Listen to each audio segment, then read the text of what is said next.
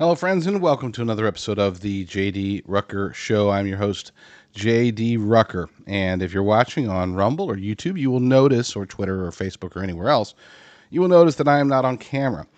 For at least the next, we'll call it 2 to 2.5 weeks, I probably won't be on camera very often. The family is in the middle of a medical situation. I'm not going to go into details. I would appreciate prayers, of course. Prayers, and prayers. Nothing that is totally unexpected, nothing sudden and nothing catastrophic, but just things that we need to take care of. So I'm going to be out and about in various places, out of studio most of the time, and so it's just easier. And let's face it, come on, let's be real here. How many of you are just dying to see my face every day? I've got the image of me on the visual, if you really need to see it. But it really is. You come for the news, you come for the commentary, you come for the words, not my lovely face. So for at least the next 2.5 weeks, it will occasionally I might be able to sneak back into studio and do it, but for the most part, I will be away from studio, and just it's so much easier to set up the audio than it is to set up the video, because the world isn't going to stop because the Rucker family is doing what the Rucker family does. So the news still needs to get out there, and I intend to do just that. Lots of crazy things happening today. We will be talking about the SCOTUS ruling that allows for deportations to go unabated of asylum seekers that don't need to be here. We'll be talking about the Kurds. The Kurds are stepping up and stepping in and doing their part to take down the Iranian tyrannical regime. We've got James Comer calling for Bill Gates and a bunch of other people to come testify. I don't know if anything's going to come from that. I want arrests. I don't just want files released and public embarrassment and people getting fired. There was evil that was committed, and that evil should be punished through the justice system. And I rest assured. I sleep fine, just fine at night, knowing that even if our feckless GOP and the weak DOJ and the powers that be and the powers and principalities and everybody else, even if they prevent justice from falling on those who deserve it, those who were engaged in Jeffrey Epstein's various hideous crimes, even if we don't get justice now, I do believe that judgment will come, and that's a good feeling. I don't want anybody to suffer for eternity. I really don't. But by golly, our human nature almost demands it. There was a wonderful story came out of Arkansas. A man who has been engulfed in a situation that they're trying to paint him as a criminal when he's really a hero for what he did. Well, now he's running for office, and he won his primary.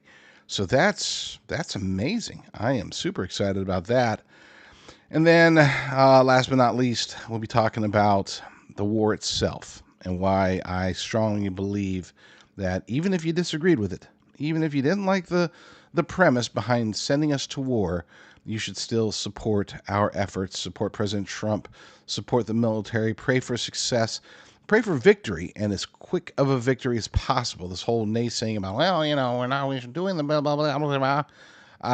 I'm done. I don't want to hear it anymore. We're there. You're not going to change the president's mind. There are times when the president has proven to be very malleable to public opinion, but I can assure you that unless things go really, really south in a hurry in Iran, or if this stretches out over months, those are the only two scenarios where those complaints might be warranted. And I'll be right there beside you complaining, okay?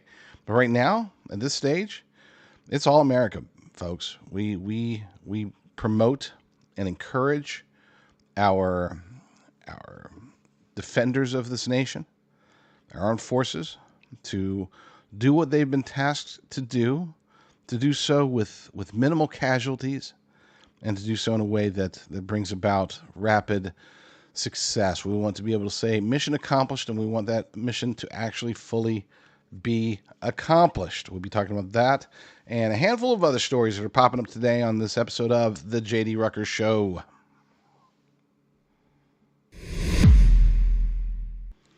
It's actually quite a bit of news today. I could have made this into a 5-hour show.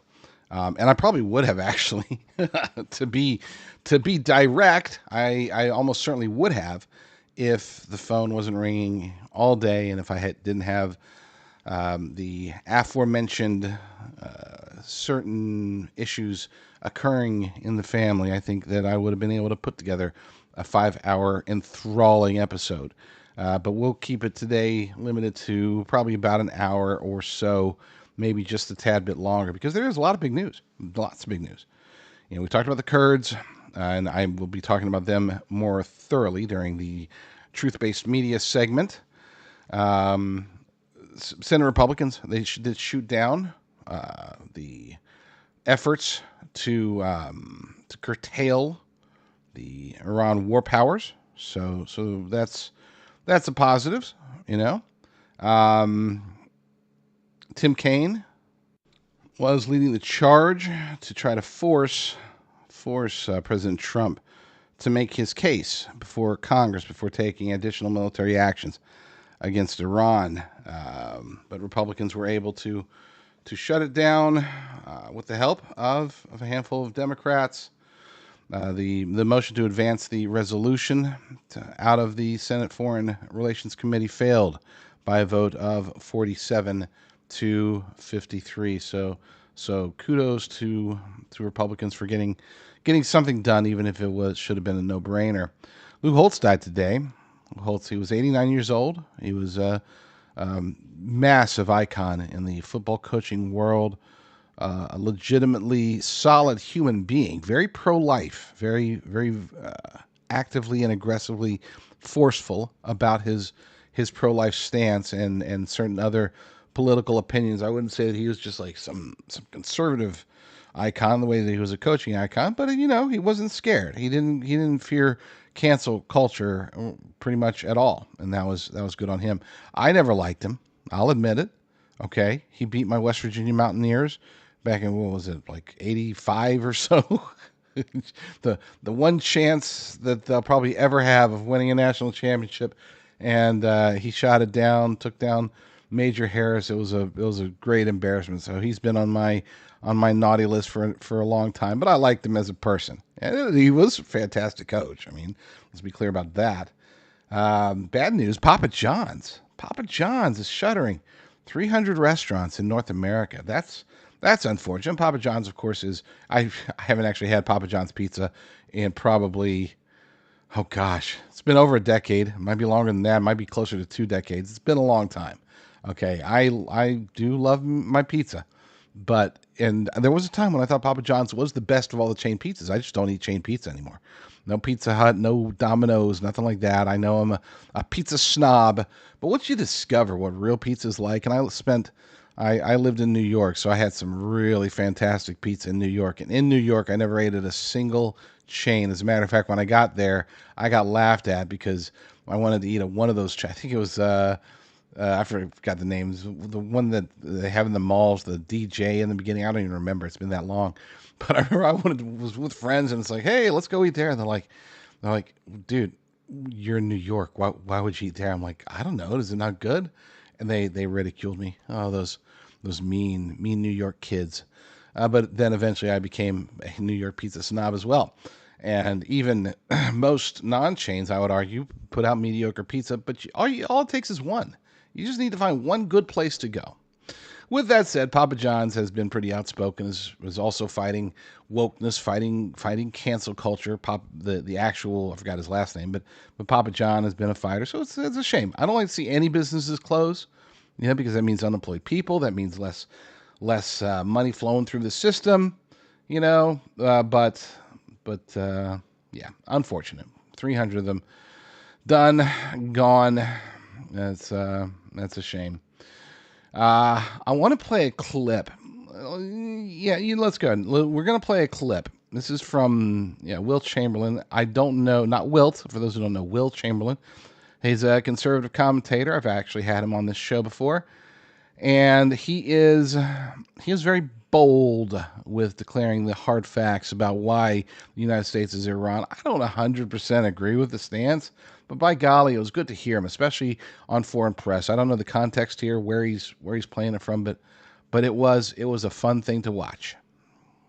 Iran has the right to enrich uranium. Now, if you have we have the right to stop them, and that's what we've done. Enriched at the level of 3%, that is not a nuclear weapons program. You need it at least 90%. It is ridiculous to pretend that if you have 3%, that's so silly, and that's uranium, it demonstrates trivial amounts about nuclear weapons enrichment, or you're intentionally lying to your audience. Once you get to 3%, you are 70% of the way to 90%. You are entitled to enrich uranium according to the Non-Proliferation Treaty that Israel is not according to the United States. They aren't.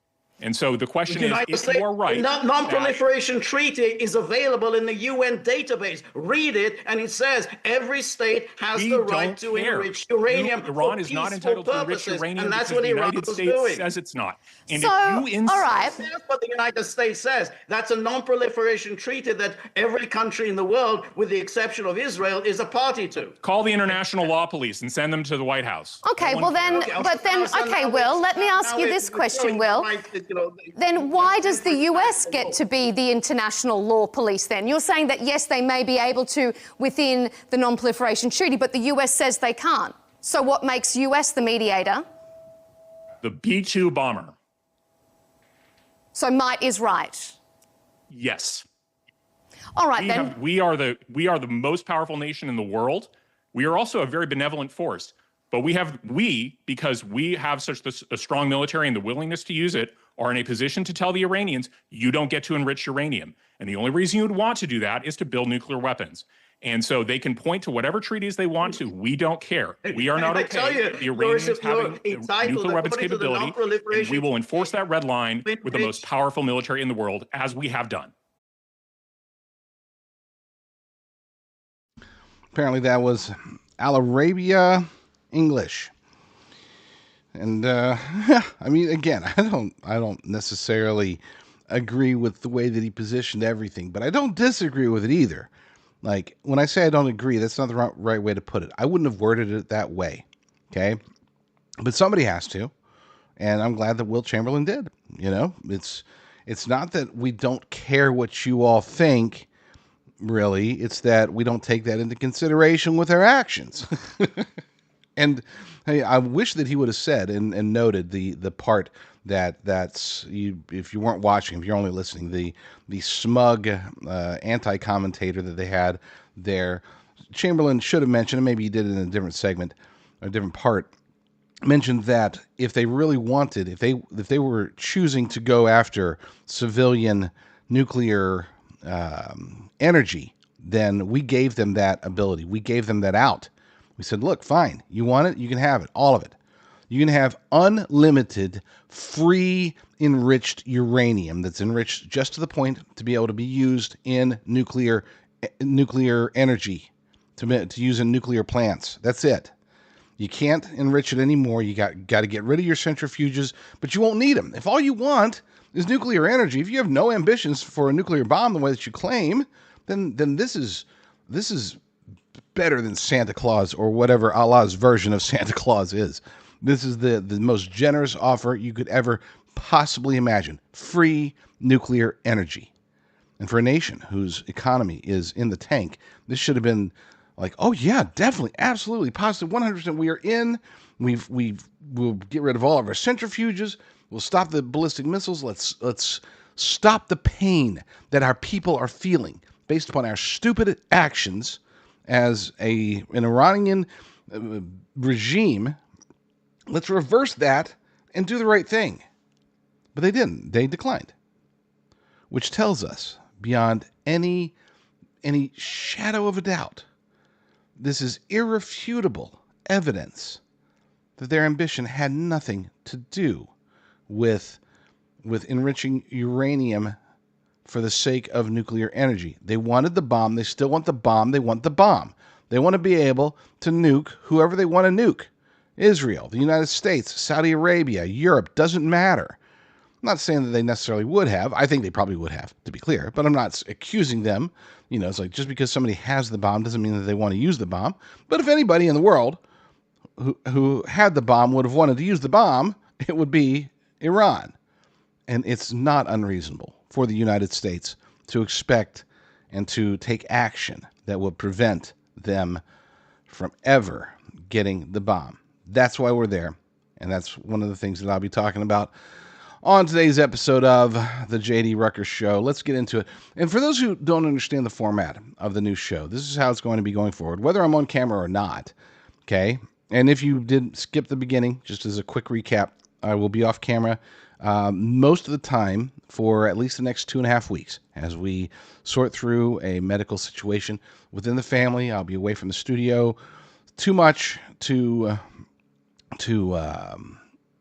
realistically expect to be able to do this show in its entirety on camera. So might as well just go with the audio. You don't need to see my face to hear the words, right? So, and plus we are focused, by the way, very much focused on the podcast element of this. We are launching many podcasts, podcasts on very particular specific topics. We're launching The Late Prepper. We're launching Blessed Report, Blessed Report is already my favorite. I've done 2 episodes and it's like, wow, I love talking about the Bible. And that's going to be a real fun one because it's not going to be, okay, today we're going to be talking about salvation. Not that there's anything wrong with that, but there's just plenty of people that are doing Bible study or sermons. I'm not going to be doing sermons. I'm not going to be doing Bible studies, sort of Bible studies, but we're going to be talking about the controversial topics from the Bible, the stuff that I would say most churches just don't even like to talk about. I was on a conversation just half an hour before the show with a friend, and he was telling me, we were talking about the book of Job, and he was recommending a particular book about Job, and he's like, I've just never wanted to really learn about it or talk about Job very much because, it can be so depressing. It's like, that's funny because that's one of the topics that I want to talk about. I want to discuss why Job is absolutely positively not depressing and why this isn't about, perseverance and holding your faith against adversity. This really is about repentance. At the end of the day, that's what the book is about, and that's going to be the type of show we're going to do. Tomorrow's episode of the Blessed Report, by the way, is going to be about Genesis 6 and why this whole notion that, it's not, they weren't talking about the angels having sex with humans. It was the sons of Seth having sons, having children with the daughters of Cain. That's what they're really talking about. It's like, no, that's not what the Bible says. My goodness. And nobody even believed that until the 19th century, to be clear. You look back at pretty much the understanding of the early church fathers all the way through until a couple of hundred years ago, and it was like a no-brainer. Yeah, it's like, that clearly means that the sons of God, which are the angels, came down and had sex with human women and created giants, Nephilim. That's what happened. That's what the Bible says. We don't need to get all super fancy about it and try to figure out a way to make it a little bit less uncomfortable, That type of stuff that I would say most American churches just don't want to talk about. That's what we're going to be talking about over at Blessed Report, and that'll be an audio podcast. You can find, I think, we're only up to 2 episodes, so I should probably get blessed.report up and running, so at least you have a place to go to be able to check it out. But anyway, so the format of the show, the J.D. Rucker Show, is going to go like that. I'll be doing a whole lot of shows every day, a whole lot of segments, and I will always lead in with the fresh stuff that you're hearing right now, stuff that you won't hear anywhere else on the J.D. Rucker Show. And then I will be pulling in segments from the other shows that I do throughout the day. And sometimes it'll be from The Late Prepper, sometimes it'll be from Patriot TV, sometimes it will be from Blessed Report or Conservative Playbook or Based Underground or Truth-Based Media or America First Report or whatever. There's a lot of them. And I will be putting this show together as basically the best and most important topics that I talk about throughout the day. If you want to listen to all 4, 5, 6 hours that I'm doing, so be it. You can do that, and we do that in bits and pieces. But if you want to get the redux, the shortened version, it's still going to be between 1 and 2 hours a day. So it's not like, oh, it's super short. No, we're doing a full-blown show here. That's what we're doing with the J.D. Rucker Show. But with that said, we're doing it in a way that is more focused, certain topics that I believe I have a degree of expertise in, degree of understanding in. Those are the topics that I'm going to be covering. There's so many talking heads out there, so many podcasts where it's like, okay, top story of the day, we're going to be talking about Nancy Guthrie. We're going to be talking about Chuck Schumer said this, or we're going to be talking about these ICE things. And I'm not saying those topics are bad. I'm just saying that I get sick of it. I'm sure many of you do. It's like some story breaks, and then every podcaster, conservative influencer out there, and podcaster, whether they're doing short form, long form, they all start talking about the same thing. You go on X, and it's like, oh, they recognize this is a viral clip. They got to get it out as quick as possible, and they get it out there, and then it's like you see the exact same clip 15 times in your feed because they're all looking for the same clip, same clicks. And I've got to be clear, I have nothing against the people doing those things. That's great. It's a business. It's they're just trying to get the word out. They're trying to get exposure, get clicks, yada, yada, yada. But that's not me. I want to talk about things that, number one, most important aspect of it is that there should always be a biblical perspective, a biblical understanding of it. Now, that's not to say I'm going to preach to you, but there are the left is becoming more and more aggressive with their use of the Bible and other religious tenets from other religions to try to make the case for their policies, their thoughts, their actions. I hear all the time, that it's the arguments for open borders are biblical, and that's 100% not true. But there's not enough people out there on our side of the fence explaining that nationalism was an extraordinarily concrete concept in the Bible throughout. It played a role in everything from Genesis through to Revelation and everywhere in between. So don't tell me that, Jesus would have wanted open borders and blah, blah, blah, blah, blah. And it's like, folks, read the Bible. Don't take out a single verse that can be contorted to make it sound like this, that, or the other. We already have enough of that happening from people on the right. We don't need the left doing it the same thing. So yeah, number one, it has to have a biblical component. Number two, it can be overdone. Like it doesn't. I'm not going to avoid a topic just because everybody else is talking about it, but I'm not going to talk about it and say the same thing that everybody else is. If, for example, I played the Will Chamberlain clip earlier. If somebody else already said it, I don't need to repeat it and pretend like it's my own words. I could have said the exact same thing and worded it differently as the way that Will Chamberlain did. But instead, why don't I just play Will Chamberlain? He already said it. Explain why I would have said it maybe slightly differently and move on. That's what we want to do. And then number three, I don't want to talk out on my behind. So I will be picking the topics that I either know very well or know well enough that I can read up for it ahead of the segment and offer some true insights. This is a problem, and I would say this is a problem with not just conservative media, but media in general, is that far too many people are glib in media. Oh, they think they know it. They read the Wikipedia page. They asked ChatGPT for information, and they are coming in as experts on every topic. And I'm not going to do that. If I don't know, I won't. I don't know. If I have to read it directly from, I'll tell you, look, I don't know much about this, but this is what whoever, pick a, this is what Breitbart says. This is what the Epoch Times says on the topic. This isn't about ego. I don't need you to think that I'm smart. I know I'm smart, but I don't need you to think that I'm smart. I just need you to trust that the information that I'm going to deliver is, to the best of my knowledge, going to be accurate and going to offer insights in ways that can help us to take action, because that is the fourth criteria, is that it has to be actionable in some way. For example, we are talking about oh, goodness gracious, I already forgot his name. Just when I say I'm smart, I forgot the dude's name. Aaron Spencer, right? Aaron Spencer, his story is one that's compelling, and there's not a whole lot that we can do other than to support him in his run to become sheriff. Okay? He's trying to become sheriff of Lonoke County in Arkansas, and we should support that. if you agree with his story, if you agree, his story is that he killed his daughter's rapist. He got arrested. He's fighting the system, trying to fight for true justice because he has a very, very, what I believe is a clear-cut case of self-defense, especially in defense of a family member in jeopardy. All right? Doesn't make sense to me. He's a hero, and he should be the county's sheriff. So we should support him. Otherwise, I'm not just going to sit here and rant. I don't want to just rant at things. You got plenty of people out there ranting. I want to make a difference. I want to deliver to you, my wonderful audience, the words, the ideas, the concepts that you need to hear or that you need to correct me on. I'm open to correction. You can always go to jdrucker.com/talk. That's jdrucker.com/talk. Reach out to me. That comes directly to me.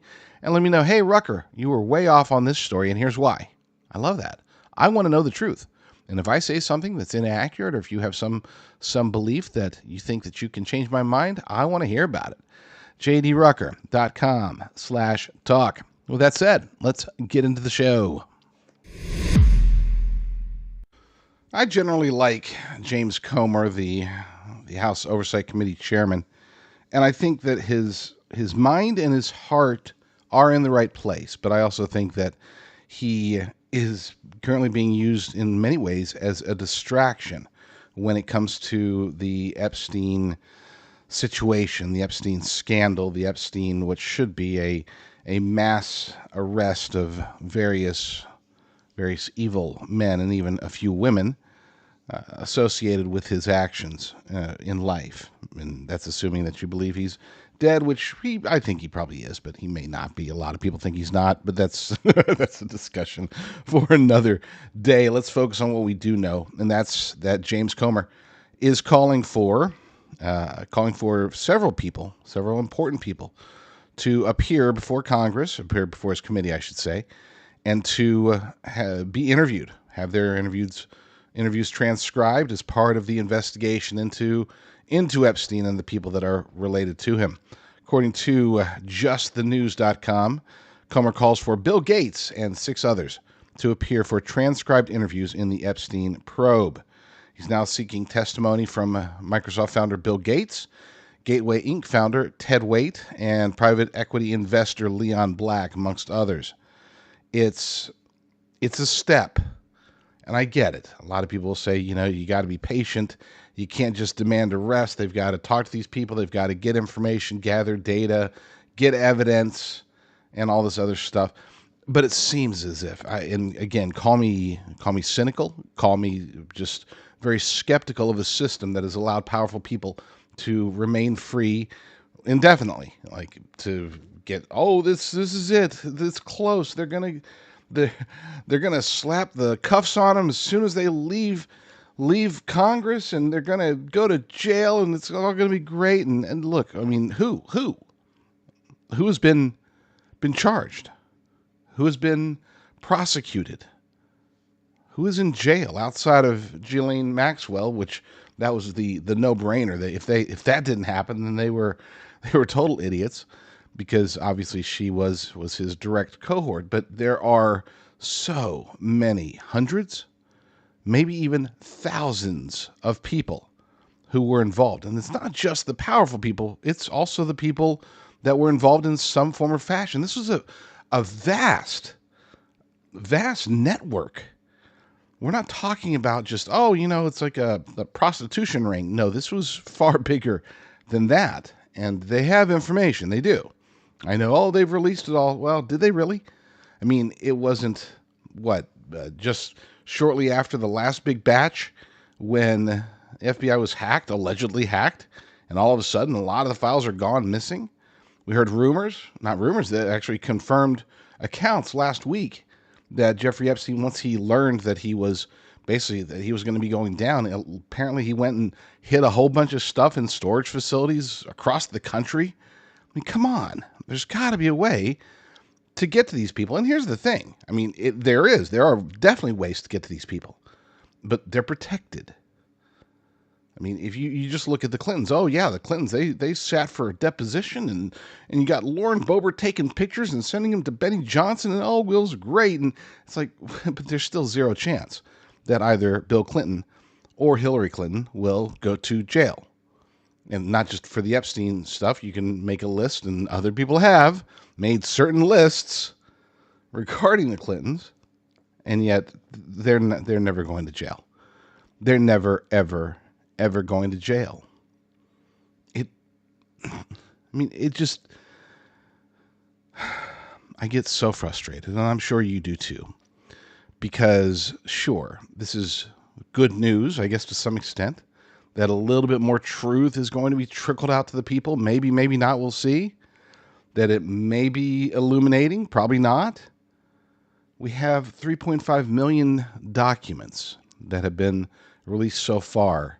Some of it seems extraordinarily damning, and yet nothing's happening.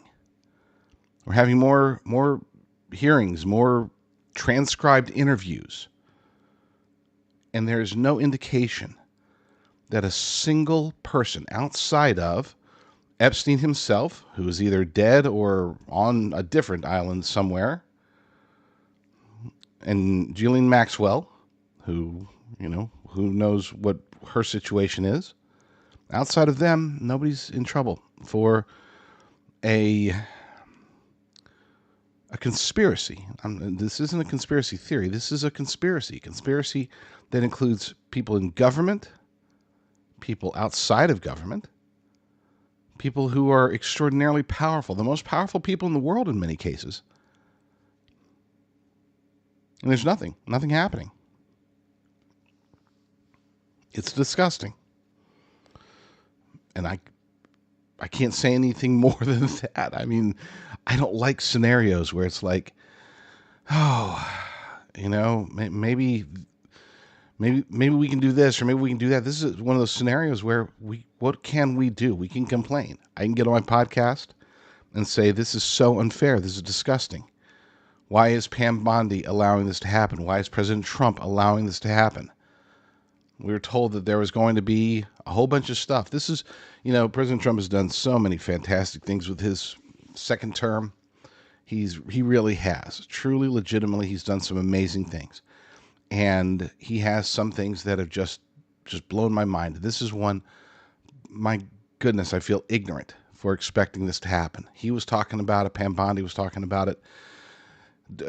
Before the election, they were talking about it. After the election, they were really talking about it. And then all of a sudden, they stopped talking about it. And they started telling us that we're the bad guys for wanting them to do what they said they were going to do. And people will say, they'll tell me, oh, you know what? Hey, at least he's doing something. I mean, what happened with Epstein during the 4 years when Joe Biden was in office? What happened then? Nothing. No congressional hearings. No files getting released. Nothing. Okay, well, if that's your bar, the Biden administration is your bar for beating that to achieve some level of efficiency and whatever, well, that bar's way too low. We should demand a lot more, but we can't. Again, I don't like doing podcasts and talking about scenarios that we don't have any power over. But I can't think of anything. It's like, well, we need to go and do our own independent, scan and search and this, that, or the other, and we need to try to find the truth. And no, I mean, there are people that are doing that, and they're coming up with some stuff. And sure, there've been some minor bombshells, but again, leading to what? I have reconciled all this and prevented myself from just getting really just spitting angry by appreciating and acknowledging that in the next life, that there will be judgment, and that these people, many of them, I don't know if all of them, but I think that it's fair to assume that those who are capable of either committing the sexual crimes that were done, or helping to cover up the crimes, or helping to facilitate the crimes, or helping to recruit more victims, or helping to do any of this stuff, that many, if not most of those people, will have a hard time justifying their lives. And I know that we're not supposed to think that way. We're not supposed to hope that anybody suffers. We shouldn't. Even in the afterlife, we shouldn't hope for, oh, I hope they burn in hell. Maybe I guess it's human nature to assume that about certain people, right? I mean, the evilest of the evil, sure, we'd be silly to think, oh man, I really wish that Hitler or Hillary Clinton, I hope that they go to heaven. I mean, we should hope that. That God would want that. God would not want to punish anyone if he didn't need to, if they didn't deserve it. And by golly, all of us deserve it to I want to say varying degrees, but really, I mean, all of us deserve condemnation. And thankfully, we have our Lord and Savior, Jesus Christ, who died on the cross for our sins. And as long as we can accept that and embrace that and live our lives with that understanding, repent, and move forward with Jesus Christ guiding our lives, with the Bible guiding our actions, with prayer guiding our heart and the Holy Spirit guiding our minds, we are given so many gifts that it does make me want to talk about that much more than Jeffrey Epstein. But to finish off about the whole Epstein mess and this stuff, there are 7 people who are going to be testifying in transcribed interviews. So we'll have the words. We won't have the video, I assume, but we will get to see Bill Gates. I'd mentioned him, and Ted Waite, Leon Black. We're also going to hear from Catherine Rumler, close confidant of Obama, Leslie Groff, Sarah Kellen, and Doug Band. Now, here's the thing. If Comer wants to go down this road, let's say this is the only card he can play, because he's not in the DOJ, he's just in Congress. He's over the Oversight Committee. He has limited power, and the reason I say I like him is because at least he's trying to do something, even if there's not much that he can actually do. Members of Congress cannot go and arrest pedophiles, arrest co-conspirators. All they can do is expose them and then hand them over not hand them over, but just make recommendations to the Department of Justice. It really is up to Pam Bondi and Kash Patel and the people below them to make it happen, to where we can actually have full-blown charges, arrests, prosecutions, convictions, and real jail time. It'll have to be them. But at least Comer's doing something. I wish that, if he's going to go down this road, I wish that he would just say, you know what? Let's interview them all. Like, if your name's in there, if there's any reason for us to believe that your name is in there for more than just, rumor that Jeffrey Epstein talked to this guy, or hey, Epstein saw this lady over at the Hilton or whatever. Beyond that, if there seems to be indications of people going and actually participating in some form or fashion with Jeffrey Epstein, I'm not just talking about the Prince Andrews of the world or the Bill Gateses of the world, the ones with smoking guns. I'm talking about the ones that seem to be close. If you're going to go down this road, then get them all. Don't just get the headliners. Let's find out. Let's get some actual evidence. Let's run an investigation. You've got the power. You've got the power for at least the next a little less than a year. So use it. Take advantage of it. Let's get some people on the record.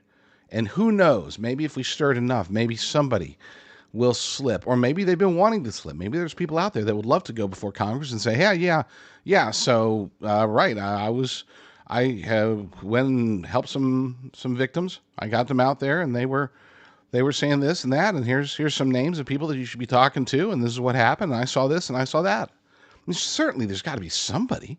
Again, we're talking about a very large, a vast conspiracy here. Certainly we can find somebody. You're not going to get Bill Gates to say, oh yeah, well, he's going to sound more like Clinton. I didn't see anything. I didn't see anything illegal. I was just, I was in the hot tub for like 5 minutes. Bill Gates be like, well, yeah, I did have an affair, and a couple of affairs, a few affairs, some affairs. I had affairs. And yeah, I mean, I did some bad things, and I regret them. I regret it all. I do. I regret it all. I wish I could take it back. But still, neither of them nor at this point anybody else is actually going to go to jail for this stuff. So it bugs me to death. It is what it is. We move on.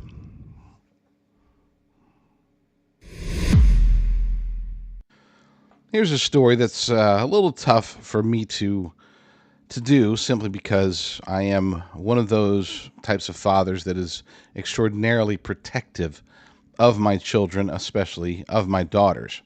This is the story of Aaron Spencer, a man who used the system, went by the system to try to protect his daughter who had been sexually assaulted by 67-year-old Michael Fossler, allegedly. The Fossler was arrested and charged, many charges, not just the sexual assault. There were plenty of charges filed against him, and he was then subsequently released on a $5,000 bond. After getting released on this $5,000 bond, he then proceeded to go back to this child victim, his 14-year-old daughter of Aaron Spencer, and kidnapped her, and was apparently, allegedly, going to go do it all again. This is how sick this man was. Well, Spencer, who was in the military, was able to track down his daughter, track her on her phone, I believe, and was able to force the vehicle off the road, the vehicle that Michael Fossler was driving with Spencer's 14-year-old daughter. And according to Spencer, Fossler then lunged at him, tried to attack him, and Spencer shot him multiple times and killed him. Immediately called 911 to report it, right? I mean, did what I believe any good father should do given the situation, given the perpetrator, the man who at that point was holding his daughter, given the notion that he was attacking him, that he was lunging at him. This seems very clear, not just self-defense, but also protection of a loved one in immediate danger. So no-brainer, right? Should be a no-brainer. He was arrested, but even those who were arresting him really fell into his camp. He according to Spencer, the sheriff's deputies who arrested him were like, yeah, this sucks. We got to do what we got to do, because there's a dead man here, but we're really rooting for you. Okay. So then fast forward, and as all of this is playing out last October, Spencer decided, you know what? The system is broken. So he decided to run as a Republican in this very, very Republican-dominated Arkansas County, run against the sheriff, the incumbent Republican sheriff, in the primary, and then somebody else stepped in, and as of this morning, he won. He got 53% of the vote. Aaron Spencer is the Republican nominee for sheriff in I think it's pronounced Lenoke County in Arkansas. Now, he still has a trial pending. It was supposed to start in January, but the defense called into question the judge's seeming bias, and so the Supreme Court removed this judge from the case. They're trying to assign a special judge. Looks like they're going to have a court case. They're going to see if he is going to be convicted of second-degree murder. That's the charge the prosecutors are putting out there. They're claiming it's vigilantism, and they're claiming that based upon previous words from Spencer that he was, I don't know, I guess not planning it, but wanting to do harm, given the circumstance, that circumstance being where Michael Fossler again tries to get a hold of Spencer's 14-year-old daughter. Again, I cannot stress this enough. This to me, and I don't have all of the facts, nor am I an attorney, but this seems like an open and shut case. I can't imagine an Arkansas jury convicting this guy. Given all the circumstances, given the fact that he's already gone through the system, he's already gone through the process, and the system failed him. He did everything right. His daughter was attacked. His daughter was apparently attacked, had multiple things happen to her at the hands of Michael Fossler.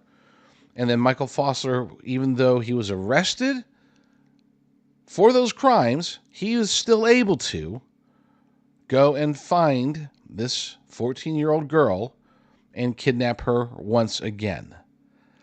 There's no world where you can convince me that Aaron Spencer's actions were not righteous. You can disagree. You could say, you know what? My favorite one is, oh, he should have shot him in the leg.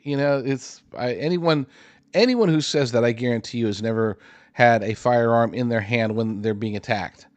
So, just to be clear, that's not how these scenarios go down. You can't just assume, oh, if you shoot him in the leg, that's going to work, or anything else. Look, if given the accounting of the events, it seems as if it was a totally righteous action that was taken, righteous, necessary, and they say, well, he should have called 911. He had the ability to stop his daughter's kidnapper, a man who had already previously sexually assaulted her. He had that opportunity and he took it. Could he have called 911 and potentially lost? You betcha. That was a possibility. But that's not the way that he went. So I fully support him. Now here's how this goes down going forward. If he is convicted, then we're in a political quagmire, because again, this is a county that the chances are very strong, even though there will be those who are like, oh, we can't put a vigilante in the sheriff's office, even on the Republican side. We're talking about, a 50-point gap between President Trump and Kamala Harris in the county. It's hard for me to imagine even a county that gets, I think they get about 20,000 votes. Even a county that gets about 20,000 votes, I can't see him losing, him being the Republican candidate, in this case, Aaron Spencer. But what if he is convicted? What happens then? Will there be write-in votes? Is that even possible? I don't actually know, but it would be unfortunate for the people of Lonoke County if they get stuck with a Democrat because of this. I pray that won't happen. I fully support Aaron Spencer. I'm very glad that he won. I know that there were those who's like, we don't need to risk losing the seat, losing the chair to a Democrat. Look, you go for the best person. In this case, my goodness, this guy seems like the best person. I'm not saying anything bad about. He had two opponents who both combined for 47% of the vote in the county. I'm not saying I don't know anything about them, but I do like Aaron Spencer's story. I like his drive, what's his motivation, what's putting him there. And I mean, let's be fair. This is it's interesting. There's a lot of intrigue involved. So yeah, we'll see how this plays out. I'll keep my eye on it.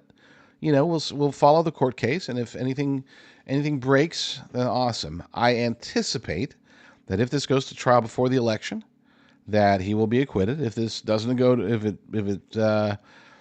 it extends out, then I still think he's going to be acquitted. But in the unlikely scenario where he wins the election and loses the court case, gets convicted, then yeah, that adds a whole other layer of oddity to it. So we'll see how it plays out, and I'll keep you informed.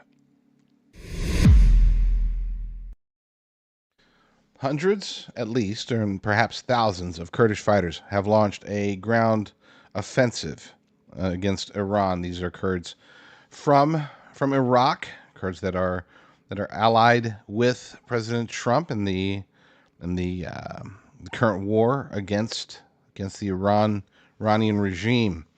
Article over at J-Post claims that hundreds of Kurdish fighters have begun ground activity inside Iran from areas near the Iraqi border. Israeli and American officials confirmed on Wednesday in a development that could open an additional front against Tehran as regional tensions continue to escalate. The Kurdish forces operating along the Iran-Iraq border are considered one of the most prominent armed opposition groups confronting the regime in Tehran.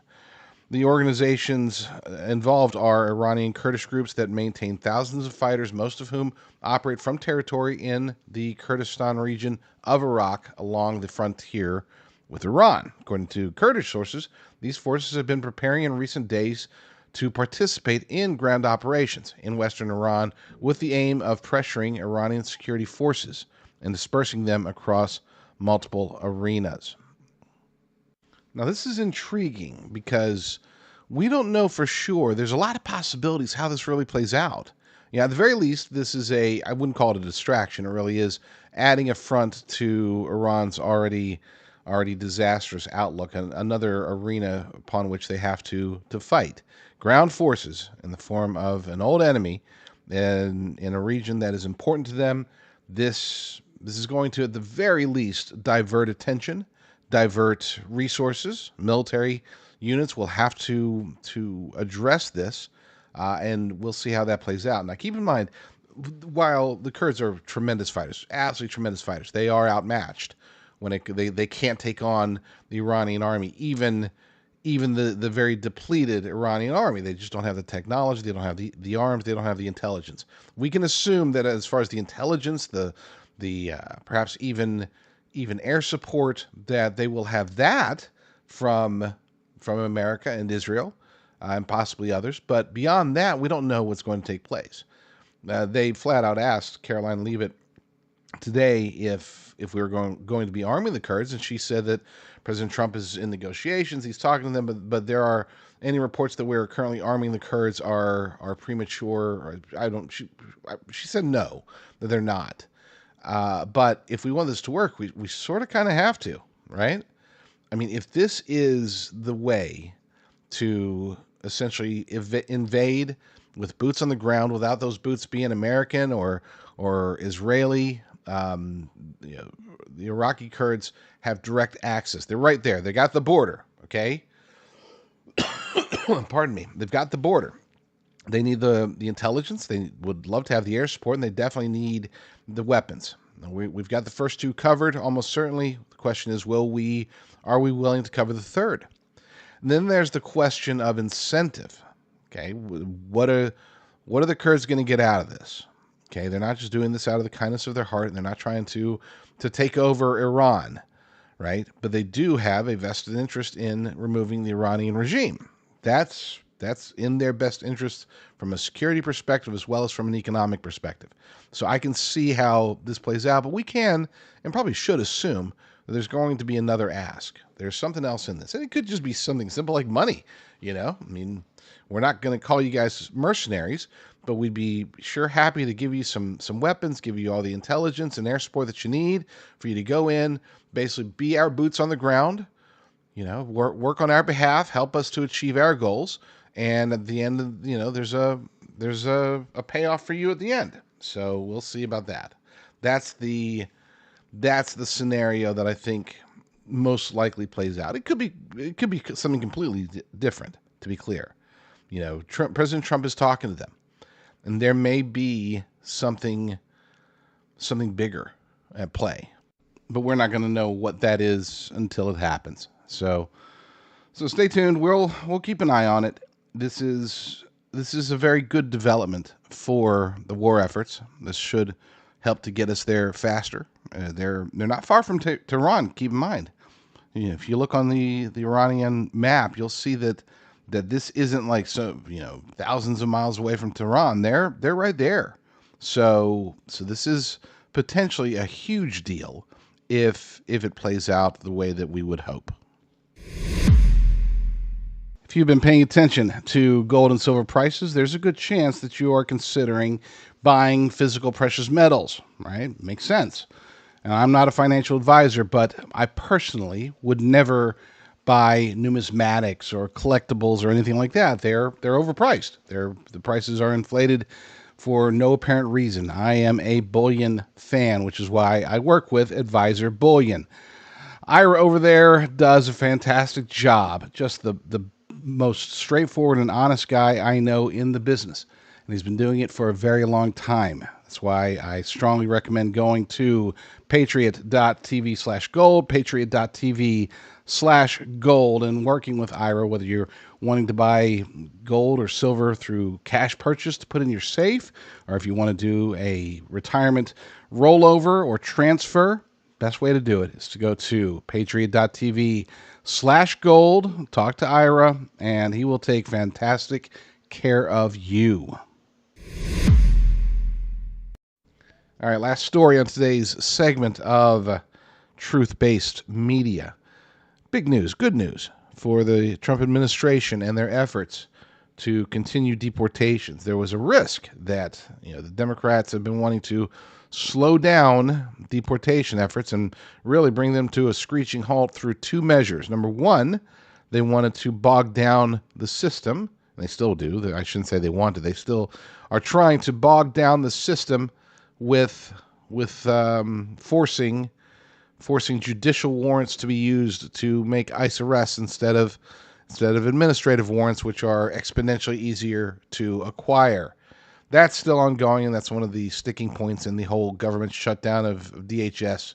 We're not talking about that today. The other front, though, that they've been trying to slow down deportations greatly is by forcing the appeals system to basically reopen the cases every time there's an appeal of an asylum case, right? So the way the asylum system works, the people cross the border, they claim asylum, they make their case before an immigration judge. If the judge rules they can stay, they can stay. If the judge rules that they cannot prove the need for asylum, then they must get deported. They can then appeal to an immigration appeals court, both of which, both the immigration court and the immigration appeals, run through the Department of Justice. These are not part of the standard judiciary. Okay, they're not part of the judicial branch. They are part of the administrative branch, and therefore they side with us more than they would side with the asylum seekers. What's been happening so far is that the way the appeals process works, if they lose their appeal in the immigration appeals court, then they can take it up to the standard appeals court, and they can take it all the way to the Supreme Court if necessary. And that's what prompted the Supreme Court's decision today is one such case. Well, in this case, which the Supreme Court decided unanimously that these standard appeals courts, and basically all courts outside of the immigration court system, must defer to the findings of the immigration courts. In other words, they can't just reopen. Okay, so we got an appeal. Let's reopen everything. Let's relook at all the evidence. They have to defer authority as much as possible to the immigration courts, which effectively, it's not stating this, but the actual outcome is that if the immigration appeals court does not overturn the immigration court's ruling, then that's pretty much it. Okay, you can delay deportation by pushing for further appeals if they're accepted, but they're basically told, look, if the immigration system, if the immigration courts believe that this person does not qualify for asylum, you're supposed to believe them, unless there's some mitigating circumstances that can compel a change, which, we're talking, 999 out of 1,000 will not have anything presented to them, new evidence, above and beyond what was already presented in immigration court and in immigration appeals court. That means that, they say that you shouldn't be here, so you're deported. That's how it's going to go down going forward. And again, we are talking about a unanimous decision on the part of the Supreme Court, so that's great stuff. The agency, let's see if we can pull up some information about this. Jackson, Justice Ketanji Brown Jackson, wrote the decision and said in it, the agency's determination is generally conclusive unless reasonable adjudicator would be compelled to conclude to the contrary. In other words, she's saying what I just said, which is the agency, that being the immigration system, going all the way from ICE agents and Border Patrol all the way through to immigration courts and the immigration appeals courts, that system, as their decisions are conclusive. Even in an appeals court, unless there is some reason, reasonable adjudicator would be compelled to conclude to the contrary. which again would only happen, generally speaking, if there is some brand new information.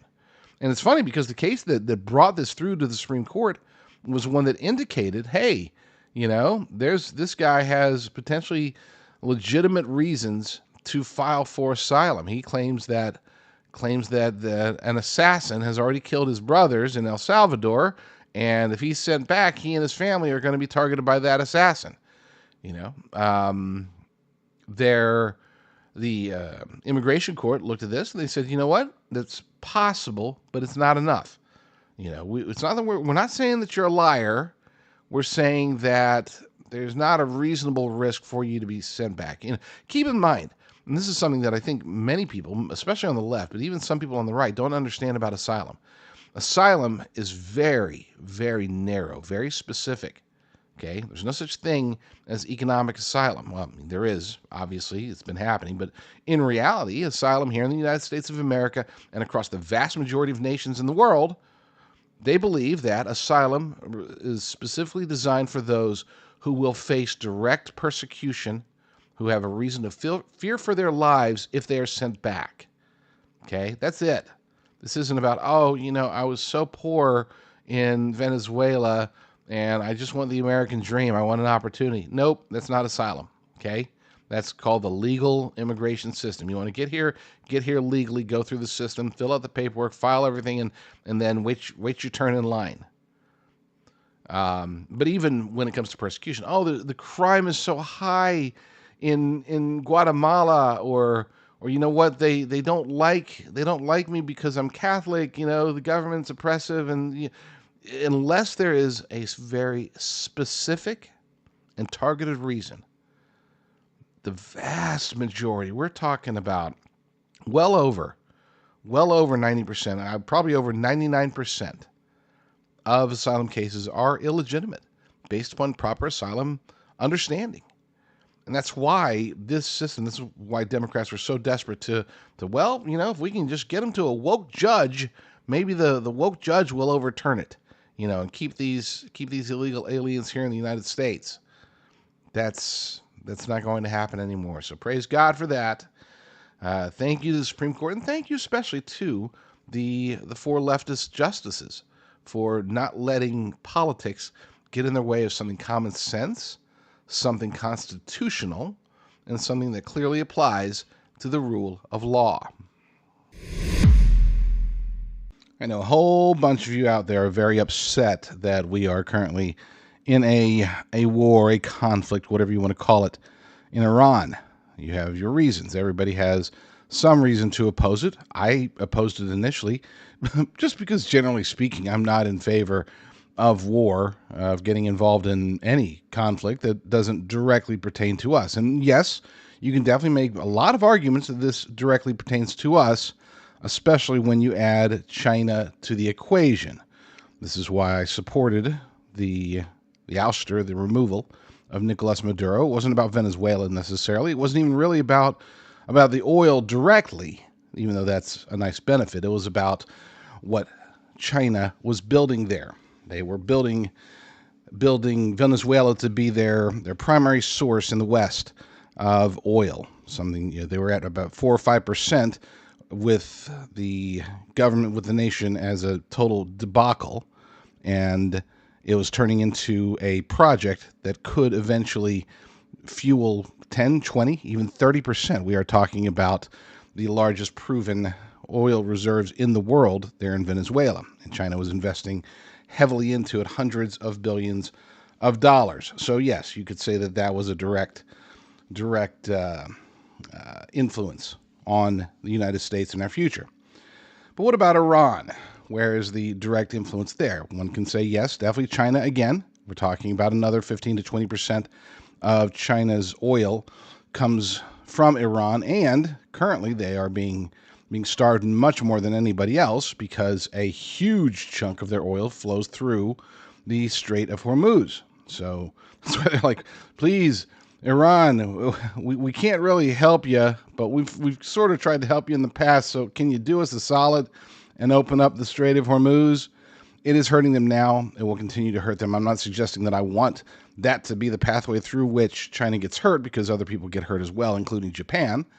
But with that said, that's part of it. With Iran was one of the keys to China's future, especially when it comes to energy dominance, and that is obviously in the process of getting cut off. So yes, you can make those cases for the war, but I was, again, hopeful. I wasn't just, oh my gosh, we absolutely cannot. I'm very much against us getting involved in any war ever with anybody, pretty much.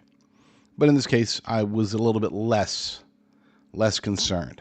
With that said, I know many of you are very concerned, and here's why I believe.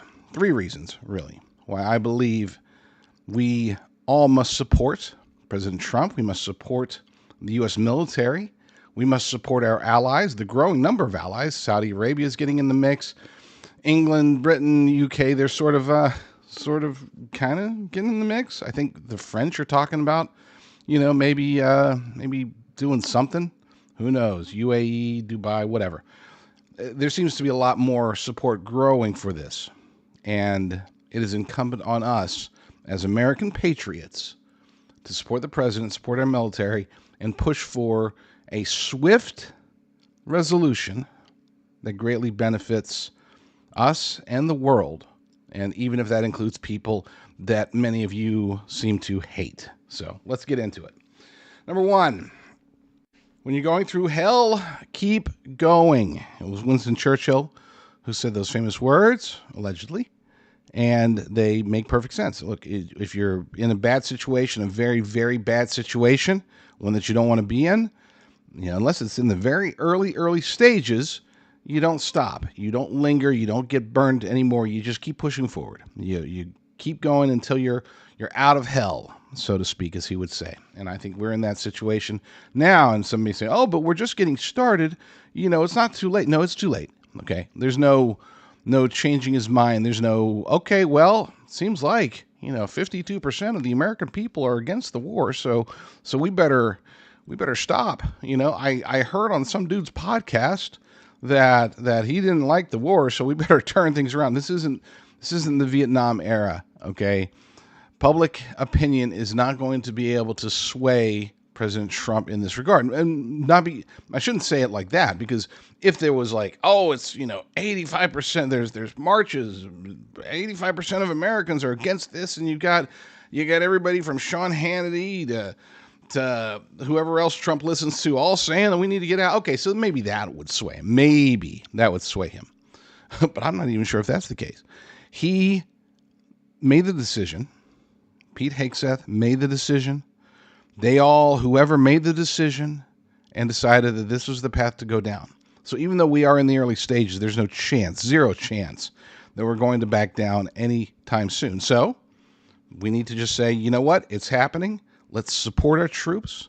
Let's pray for victory. Let's pray for their safety. Let's pray that certain things happen, that the Iranian people rise up and actually take back their country. They already did it once.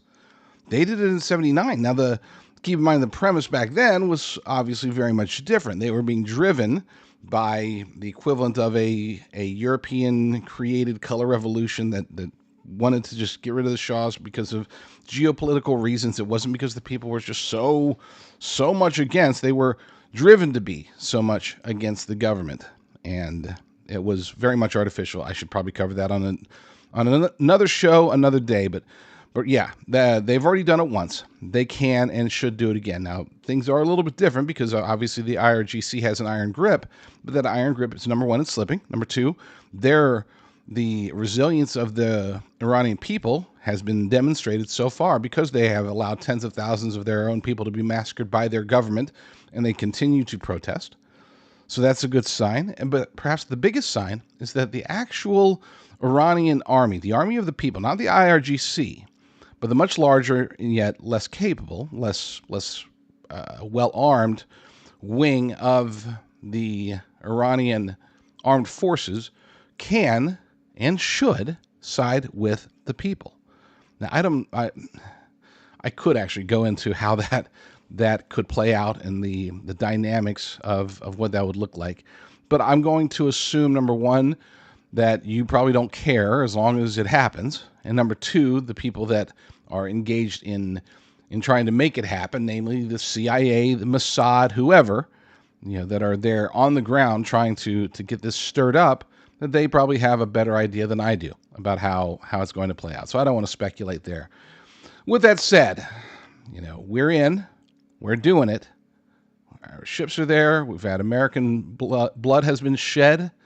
There's been a lot of damage done unless something goes really insane. And I'm saying, like, the only way that we could even possibly second guess this is if China were to get directly involved, which is very, very, very unlikely. I would say less than a 1% chance, but possible. Not saying it's impossible, but unless something like that happens, we ain't backing out until we get a proper exit. And don't forget, President Trump did say that there are a lot of exit ramps for us, a lot of exit ramps for the Iranian government. They're trying to still make this work, just not work in the way that the mullahs want. So we'll see who breaks first. Number two, I am vehemently opposed to regime change because of years, decades of experience, not personal experience, but decades of understanding the experience of the American people. And not the American people necessarily, but the American government, the American military, the military-industrial complex, and the intelligence community. We have tried regime change, been there, done that, failed every time. Everyone has turned out to be a disaster. Every single one has turned into a worse scenario than it was before. You can look at Ukraine. You could look at Iraq. You could look at Afghanistan. You could look at Vietnam. Okay? You could look at a lot of these places for decades. And so far, we haven't had regime change attempts that were successful in that. We've had successful regime changes, but we haven't had any that turned into, oh, okay, great. No, this is demonstrably better. Most of the times, it's demonstrably worse. Iran is the exception. This isn't going to ever change my mind about being opposed to regime change. And all things being equal, if we weren't in the war, I would still say, you know what, we probably shouldn't. But we're in, so we've got to do it. Because in this particular scenario, we are talking about the worst of the worst of the worst. I mean, I would argue, and I would win this argument, I would argue that the Ayatollah's regime, the Iranian regime, the Shiite Muslim fundamental theocracy that rules over Iran is far worse than Saddam Hussein, is far worse than anything going all the way back to World War II. You'd have to, and I hate invoking the word, the name that everybody says, but you'd have to go all the way back to Hitler to find a government that may be worse. Okay? Worse for their own people and worse for the rest of the world. You could say that North Korea's got a bad government, but you know what? Outside of some scams and hacks and they're really good at fishing and getting money out of people. Okay, so but that's pretty much all they do. China, oh my gosh, the Chinese government is a huge threat. It's yes, but only because of size, not because of ideology. Okay? Like, they obviously pose a bigger threat geopolitically to the United States than Iran, but they're not as evil, and they can partner with us just as we can partner with them. There is the whole mutually assured destruction that can dissuade them from taking certain actions, whereas apparently the current and the ever-changing iterations of the Islamic regime in Iran, they don't seem to care about, hey, it's just more whatever Allah points or whatever they accumulate with their actions for them if they are blown up. So, different situation. The Iranian regime is the worst of the worst of the worst. And replacing that with a secular democracy has such a gigantic upside for the Middle East, for the United States, and yes, for Israel, and yes, for Saudi Arabia, and yes, for pretty much everybody in the region. The only people that get hurt by that, the only countries, I should say, that get hurt by that would be China, Russia, to some extent Turkey, to a lesser extent, I should say, Turkey, and then that's pretty much it. Well, Syria, technically Syria too, but even then, both Syria and Turkey, their loss is minimal compared to China. Would be the biggest loser out of this. Russia would be a close second, but the Iranian people would be big winners. The Middle East as a whole would be a big winner. And yes, the United States would be a big winner, especially considering if we can get all this done in time for Trump to be able to take action prior to the midterms, then hey, this could really be something. This could be a huge, huge win for the United States because of, yes, the oil. I know it all comes back to oil. For years, people are saying, oh, we always go to war over oil. That wasn't why we're there, but by golly, this is an opportunity, and I do believe that, assuming all things go well, that President Trump will be able to help rebuild Iran utilizing American contractors, American companies. And yes, I think there will be certain ways to take advantage of Iran's vast oil supplies. They are fourth on the list as far as proven reserves. If you've been paying attention to gold and silver prices, there's a good chance that you are considering buying physical precious metals, right? Makes sense. And I'm not a financial advisor, but I personally would never buy numismatics or collectibles or anything like that. They're overpriced. The prices are inflated for no apparent reason. I am a bullion fan, which is why I work with Advisor Bullion. Ira over there does a fantastic job. Just the most straightforward and honest guy I know in the business. And he's been doing it for a very long time. That's why I strongly recommend going to patriot.tv/gold, patriot.tv/gold, and working with Ira, whether you're wanting to buy gold or silver through cash purchase to put in your safe, or if you want to do a retirement rollover or transfer. Best way to do it is to go to patriot.tv/gold, talk to Ira, and he will take fantastic care of you. Last but not least, number 3. And some of you might say this shouldn't really play into strategies and military and anything else, but it does. It does. We need to take into consideration, so let's do it. The only way that Democrats will be able to win the 2026 midterms, I'm talking about a full-blown, they take control of the House, they either get close to taking control of the Senate, or God forbid they're able to take control of the Senate. They win big in state legislators, they win big in district attorneys races, in gubernatorial races, mayoral races, everything up and down, sheriffs, whatever. I'm talking about wholesale Democrat wins across the board, with a whole bunch of a noticeable shift. The only way that happens is if, well, as of now, anything can happen between now and Election Day, but as of now, the only major event that could really truly change that is an economic, a huge economic turmoil that would be caused by a prolonged war, in particular gas prices. We have a tolerance because gas prices have been shown to go down dramatically after President Trump was inaugurated. That gives us a little bit of leeway here. We're not talking about months. We're talking about weeks at best before the American people start to get really pissed off about higher gas prices. And it's not just the gas, it is the food. This does affect, because of the shutdown of the Strait of Hormuz, because of a lot of things that, when it comes to travel, there is a lot of domino effect. Travel and trade, one big domino, like shutting down the Strait of Hormuz and like changing the dynamic of the world, essentially, because of the war. This will have an impact on food prices, just as the Ukraine war had an impact on food prices, and continues to have that same impact.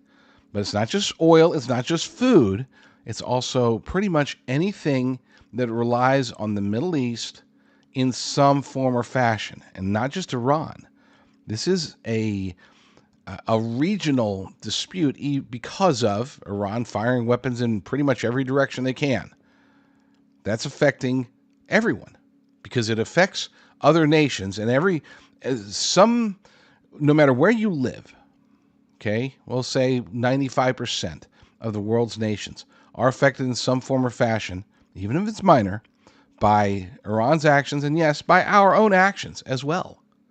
This is impacting us, and it is causing more stress, more turmoil. Point is that a prolonged war could make things irreversible from an economic perspective.